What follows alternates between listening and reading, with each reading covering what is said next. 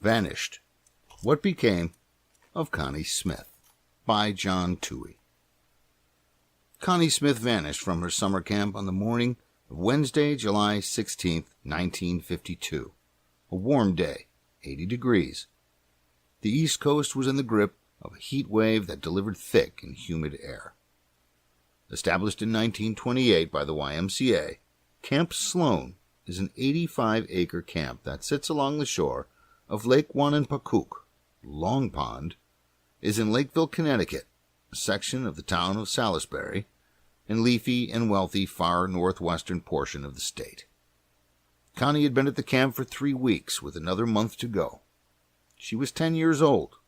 She was a slight girl, only 5 feet tall and 85 pounds. She had comically long arms and flat feet.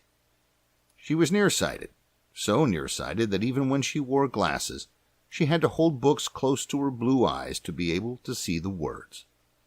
She had developed early, and as a result, looked several years older than her age. By all reports, she was a pleasant, happy, and well-adjusted girl, with a penchant for coloring books and comics. She was well-traveled, largely because she was born to wealth and privilege. She was the granddaughter of former Wyoming Governor Nels H. Smith. Aside from a summer home in Mexico, there was a family ranch in Sundance, Wyoming. The Smiths had also once owned the infamous Ranch A in Crook County, Wyoming, a 410-acre vacation retreat for publishing mogul Moses Annenberg. The family had interests in ranching, trout production, and meat packing, executive conference center operation, and mineral investments. As a result, Connie was widely traveled, well-spoken, and could converse on a variety of subjects other kids her age could not. But what she liked to talk about most were horses. It was her favorite subject, developed by life on the ranch. She loved animals. She had been at the camp for 3 weeks, with another month to go. At approximately 7:50 a.m., and for some unknown reason, as the other campers were headed toward breakfast, Connie walked up the half-mile of winding dirt road to the stone pillars that marked the camp entrance, took a right on Indian Mountain Road. She was wearing a bright red windbreaker on a warm, muggy day. Under the jacket, she wore dark navy blue shorts with plaid cuffs, tan leather shoes, and a red hair ribbon, which would have helped keep her hair and bangs from blowing in her face. Her shoes were tan. She was carrying her black pocketbook. August Epp, the camp's caretaker, told police he and another man were driving near the camp's entrance at about 8:15 in the morning when he saw Connie turn right on Indian Mountain Road, picking daisies. He said he didn't stop her because he thought she was old enough to be a camp counselor. "I saw this girl come out of the gate and head north towards Lakeville. I think she stopped to pick up some flowers and then continued. I didn't think it was one of the camp girls. She was so tall I thought it was counselor, so that's why I did not pay much attention to her." She had walked from the camp entrance on Indian Mountain Road to Route 44, called Millerton Road locally. She followed Indian Mountain Road past Deep Lake Farm toward the Lakeville section of Salisbury. Mr. and Mrs. E. Hobbs Hortzman were out for an early walk when they passed Connie about a quarter of a mile north of the gate. "We didn't speak," they said. A few minutes later, Alice Walsh, who lived in the area, saw a girl she described as 5 foot and about 100 pounds, crying while she walked. She gave her directions to Lakeville. Further along the road, Connie knocked on the door of Mrs. William Walsh and asked, "Could you tell me the way to Lakeville?" Mrs. Walsh told her, "Continue up to the hill and turn right on Route 44, to which Connie asked, "Do you mean straight up the hill?" "That's right, straight up the hill." Mrs. Walsh later said the child looked as though she had been crying. At her last glance of the girl a couple minutes later, Mrs. Walsh saw Connie walking up the hill. "I think I might have stopped her," only I'd said something, but then others saw her, and nobody did anything about it." Why was she crying? Was it over something that happened in the camp?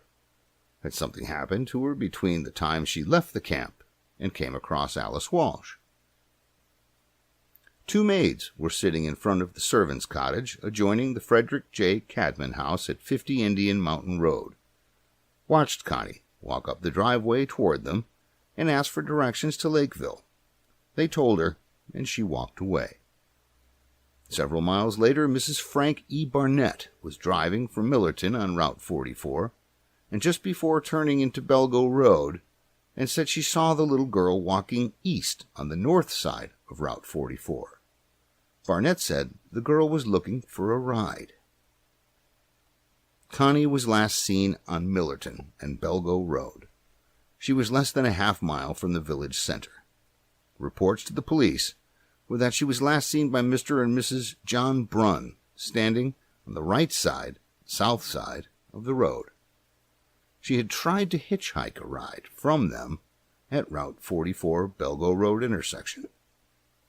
If the reports are correct, Connie had walked 2.5 miles from the camp in 45 minutes. When the couple left her, she was walking along towards Lakeville. At about 8:45, the time Connie was last seen, her 7 tent mates returned to their tent from breakfast. The girls reported her absence to Carol Baker, their group leader. She, in turn, called Camp Director E.P. Roberts, who had the entire camp area searched. By 11:30 a.m., it was obvious Connie had left the camp. When state police were finally called in at about 11:30, about 3 hours after the little girl was last seen, investigators looked at the possibility that Connie had been molested by a camp counselor or someone who worked at the camp. At that point, Epps, the groundskeeper, came under very close scrutiny. The speculation was that the camp's very experienced director, he had been with the YMCA since 1918, Ernest Roberts, held back because he didn't want to bring bad publicity to the camp. Or perhaps he just panicked, and for good cause. On July 14, 1940, an 11-year-old boy died at the camp after he contacted septicemia.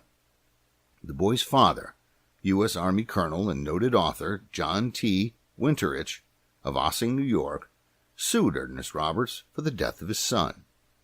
The case was eventually dismissed, but an investigation by the state showed that the camp's doctor wasn't registered to practice medicine, and that camp director, Ernest Roberts, knew that fact and covered it up. The doctor, a man named Fry, and Roberts were both arrested and eventually found guilty and fined. All indications are that the state police quickly reached the conclusion that Connie was not just another lost child. State police barracks across the state were alerted to the case. Local Jeep owners were recruited to cover the woods and rough terrain. Bloodhounds were brought in, and the Connecticut wing of the Civil Air Patrol and Air Force planes from Westover Field, Massachusetts, 20 planes in all, conducted sky-to-ground searches for 20 hours. A dozen troopers assigned to the Canaan barracks and a dozen more local volunteers combed the area around the camp. One of the first things state police did was to look around a nearby gypsy encampment. Police were so convinced that the gypsies, who were known to kidnap children, that they hid in the forest for several days to see if Connie was being held against her will inside the camp, but it went nowhere. Still, a single gypsy angle hung over the case. A report came from Cooperstown, New York, that a child resembling Connie had passed through town with a band of gypsies, and a gas station operator in Mabbittsville, New York, saw her with another band of gypsies. But both tips turned up nothing. Hundreds of dead-end leads that swamped the police over the next 12 months. Decades after the disappearance, Connie's father met with a gypsy king in California and asked him if they still kidnapped children. The response was, "Not anymore." Police tested scat in the forest, thinking maybe Connie had been eaten by wild animals. Acting on a tip that Connie had been killed and was buried in a shallow grave, a trooper dug around local cemeteries, plunging rods through the ground. Truck drivers were stopped and questioned. Carnival workers in Lakeville were questioned, and so were men from Arkansas, who camped along Route 22 and hired out as barn painters. No one in the village center of Lakeville had seen her. She had not gone into one of the town stores or seen anywhere on the streets. "We couldn't have missed her if she came into town," said one shopkeeper. "She just never reached here." There were no buses from the area, and no cabs had been ordered in the general vicinity for months. Police looked at every possible set of circumstances.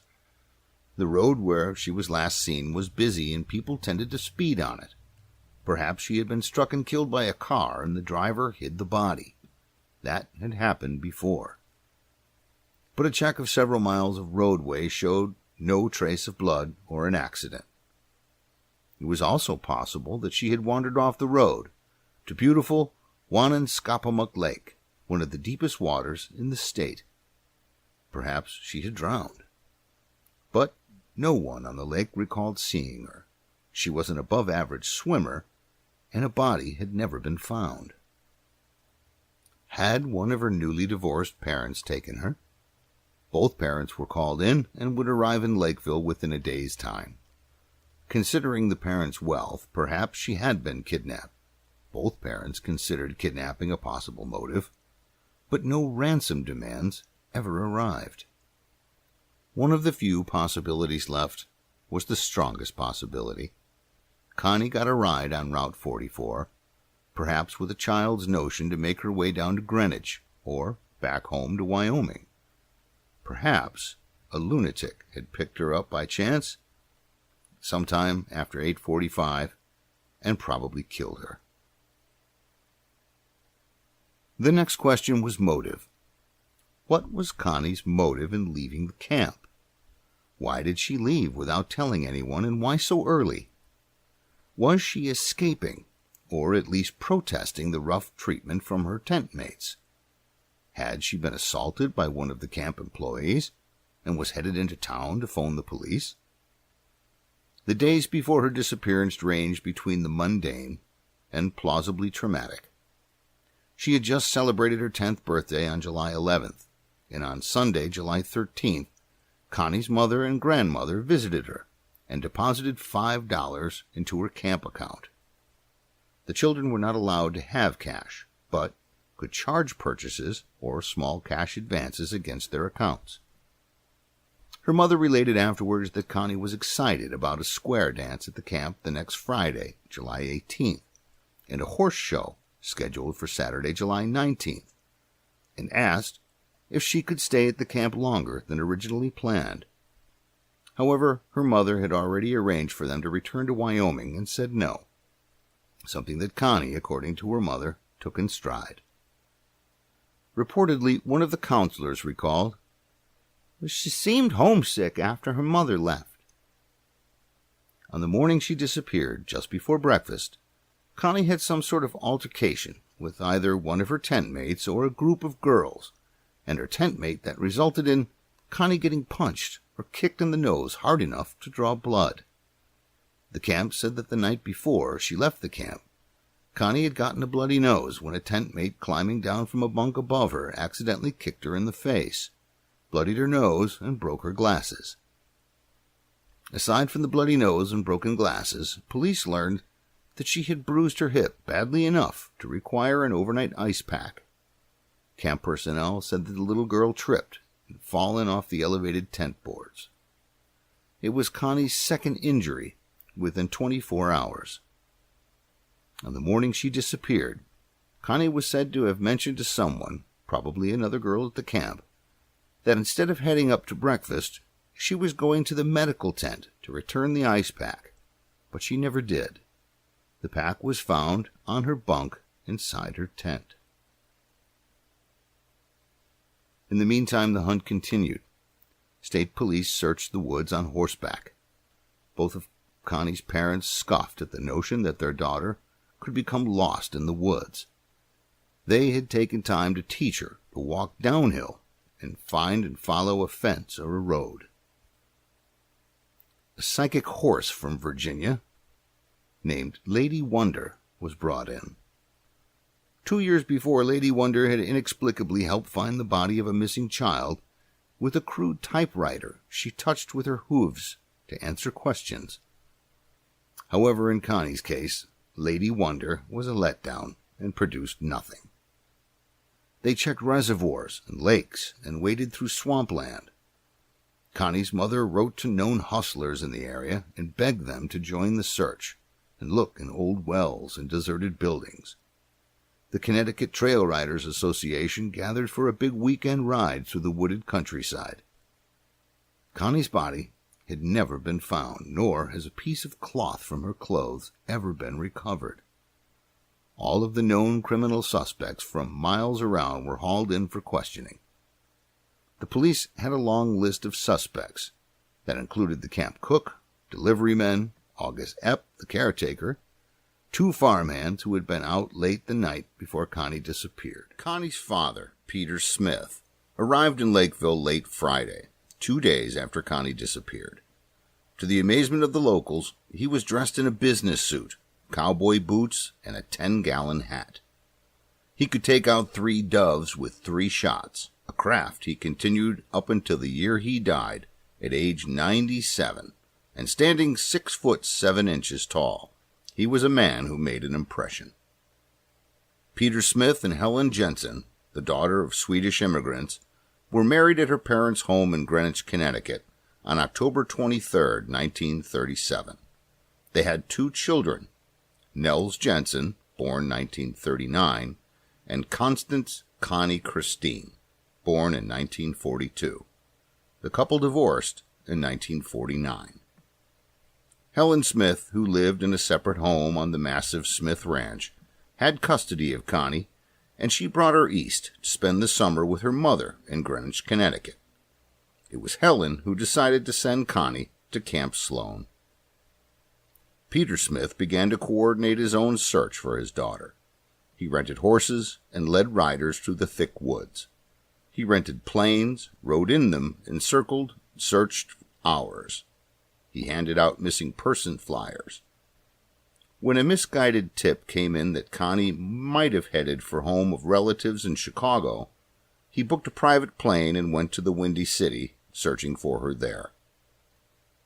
He appeared on a nationwide television program, the Art Linkletter Show, asking for help in finding his daughter, and then spent several days passing out posters to all the schools in the L.A. area. He said, "In this case, all roads lead to California," but he never explained that statement. Years later, it was revealed that a group of itinerant orchard workers who had spent the summer in New England were trailed to Los Angeles, and that Smith had taken several trips to try and interview someone who had worked at the camp. The search for Connie developed into the most extensive missing persons search of the decade for Connecticut. More than 11,000 circulars were printed and posted in gas stations, post offices, restaurants, and schools throughout the country. Connie's dental records were printed in the Journal of American Dental Association. However, the search waned during the late summer that year and resumed when the foliage was gone, still led by Connie's father. The case was kept somewhat alive by Georges Joseph Christian Simonin, February 1909 to September 4, 1989, a prolific Belgian writer who published nearly 500 novels, numerous short works, most that revolved around the creator of the fictional detective Jules Maigret. Simonin lived in a massive farmhouse at Shadow Rock Farm at 27 Cleveland Road, which is about 3 miles north of the spot Connie was last seen. He penned a quick novel called La Mort de Belle, The Death of Belle, based vaguely on Connie's disappearance, if only because the novel takes place in Lakeville. The premise is that while attending a university near Geneva, a young American, Belle, stays at the home of Professor Stéphane Blanchon and his frigid wife. Stefan becomes the principal suspect when Belle is found murdered in the Blanchon home. At the inquest, it is revealed that although Belle dated often and was quite promiscuous, she had secretly been in love with Stefan. The news shocked Stefan into the realization that because of the brittle relationship with his wife, he has permitted his life to become aimless and listless. As circumstantial evidence against him mounts, he shakes off his former passiveness and has a brief affair. Obsessed by the death of Belle and all he has missed in his life, he kills the woman. Ironically, he commits this murder at the very moment the police get the confession from Belle's killer. The French turned the novel into a 1962 film called The Passion of Slow Fire. A reward of $3,000 was offered for any tips and $1,000 for her body. The tips poured in. All of them were followed up, and all of them went nowhere. A woman in upstate New York said she saw Connie riding a horse in front of her house. A New York construction worker said he shared his lunch with Connie. And a lady from Great Barrington, Massachusetts, swore she spotted Connie at the annual fall fair. A runaway Indian girl in Texas was mistakenly identified as Connie. Another reported seeing her in Cooperstown, New York. Tips came in that said Connie was living in Canada and at a hotel in Cincinnati. She was also reported to be living in Alabama. Witnesses said they saw her on a bus in Albany, New York, and also in Randolph, Vermont. Then, an itinerant Ohio jewelry salesman named Frederick W. Pope claimed he and a companion picked Connie up in Connecticut, drove her across country, and once in Arizona, his companion strangled Connie during an argument about directions. Pope said that several hours later he killed the companion with an iron bar while the two were changing a tire. Pope, it turned out, made up the story as a means to get back into a psychiatric hospital. In August of 1954, a newspaper photo taken at the Bronx, New York beach showed a little girl that looked very much like Connie. Police tracked down the lead and found the girl in the photo, but it wasn't Connie. Then, in 1955, western Connecticut was shattered by a massive flood. 10 days after the flood hit, while the state was trying to recover from massive damages in its wake, at 1 a.m., a state trooper took a collect call from a man who identified himself as William Dugan, who said he was calling from Canada. He told the trooper that he had worked for a circus in Hartford 13 years before, and that he wanted to confess to a crime. The trooper agreed to meet Dugan in Canada the next day, but hundreds of emergencies created by the flood forced the trooper to turn the meeting over to Canadian police. The Canadian police never called back, and Dugan and his phone call fell by the wayside.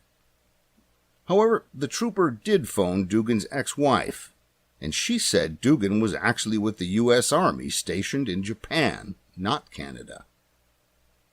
Some 33 years later, in 1988, the trooper who took the call read a news story about the state of Pennsylvania charging a former carnival worker, William Henry Redmond, then 66, with the 1954 murder of a 10-year-old girl. Redmond was a former Ferris wheel operator with the Penn Premier Show Carnival. The trooper recalled the phone call from the man calling himself Dugan, who said he had worked in the circus, and phoned the Pennsylvania State Police to urge them to press Redmond to find out if he was the man who pretended to be Dugan. It was plausible since the Pennsylvania police had evidence that Redmond had lived in Canada at some point, but police were never able to determine whether Redmond was in Connecticut in the 50s or if there was a carnival in the Lakeville area around the time that Connie disappeared. While in a prison hospital awaiting charges, Redmond allegedly told a fellow inmate that while police had him for one murder, 3 others remain undiscovered. Redmond was later questioned about Connie and submitted to a lie detector test, which he passed. On May 14, 1958, 8-year-old Brenda Duquette was found dead, stabbed 22 times with a screwdriver, and strangled with a man's sweater. Police arrested 38-year-old George Davies, a paroled sex offender who confessed to the crime, and to the murder of 16-year-old Gatane Boyven on May 9th of that year. At first, Davies denied any role in Connie's disappearance, but while on death row for the Duquette and Boyven murders, he changed his story, said he killed Connie, and took police on a pointless, expensive, and time-consuming excavation of 2 places he said he buried her body. The searches turned up nothing, and on September 20th, 1959, murderer George Davies, about a half an hour before being executed, said that he had lied about killing Connie. Also in 1959, police were led to a local delivery man who had told his wife that even if Connie's body was found, there would be nothing left of it, and that Connie had tried calling her father the night before she vanished. Actually, Connie's father had never received a call from his daughter that night. When police interviewed the man, he admitted that his newspaper delivery route took him by Camp Sloan around the time Connie was last seen, and that he finished his route around 8 a.m. Connie disappeared sometime after 8:45. He was given a lie detector test and passed again. However, in 1958, a young girl's remains were found near Williams, Arizona, and police were never able to identify her. In 1962, a letter received by the Connecticut State Police claimed that the dead girl was Connie Smith. A comparison of the Arizona child's teeth with Connie's dental records was inconclusive, and forensic tests were unable to definitively link the two. In 2004, the Connecticut State Police collected DNA from the Smith family, hoping to match it to the dead girl's DNA, but by then, the girl's grave couldn't be located. As late as 1988, DNA tests were given to women who came forward and said they were Connie Smith, but there was never a match. In July 2010, 58 years after Connie disappeared, some children found human bones in a river in Great Barrington, Massachusetts. The police checked the DNA to Connie's family, but there was no match. Eventually, the investigation died off, although it still remains an open case for the Connecticut State Police. Connie's mother, Helen, died of a heart attack in 1962. She was 47 years old. She never fully believed her daughter was dead, only missing. Helen and Pete Smith always believed that Connie was suffering from amnesia, and that one day she would eventually turn up unharmed. Connie's father, Pete, was almost completely absorbed by his daughter's disappearance. He returned to Lakeville until deep into the 1980s, hoping against hope to find a fresh clue in the case. In a 1984 interview, Smith said he imagined his daughter in the face of every woman he passed who would be about her age. He never gave up the hope that something would turn up. He eventually remarried and died peacefully at his winter home in Quino Nueva, Sonora, Mexico, with his son Nels at his side on February 22, 2012, at the age of 97. His obituary began, Pete Smith left for his next hunt at 4:35 p.m., February 22, 2012. Connie Smith has not been seen or heard of since that day in July of 1952, nor have any of her possessions ever been found.